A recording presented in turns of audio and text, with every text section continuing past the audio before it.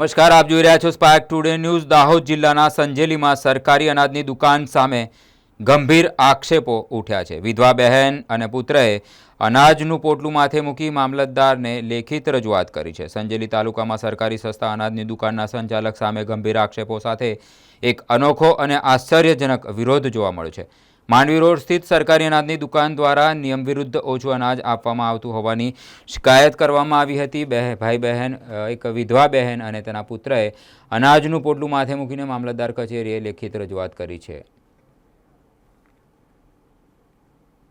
ગરીબો, વિધવા બહેનો અને જરૂરિયાતમંદોના હકના અનાજમાં થઈ રહેલા આ ગેરરીતિ અંગે પુરવઠા મામલતદાર દ્વારા ત્વરિત નિષ્પક્ષ તપાસ કરવામાં આવે તેમજ જવાબદાર સંચાલક સામે કડક કાર્યવાહી કરી પીડિત પરિવારને ન્યાય આપવામાં આવે તેવી ઉગ્ર માંગ ઉઠવા પામી છે। અરજદારનો આક્ષેપ છે, હવે જોવાનું એ રહ્યું કે તપાસ બાદ જ સત્ય હકીકત બહાર આવે છે।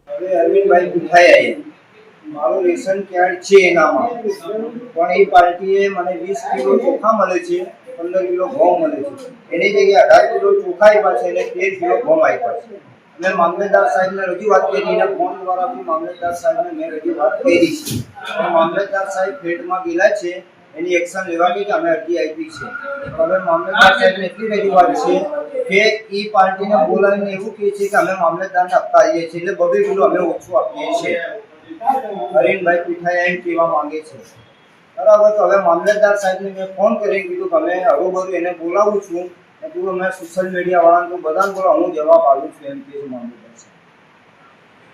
રિપોર્ટર દિલીપભાઈ સંજીવ।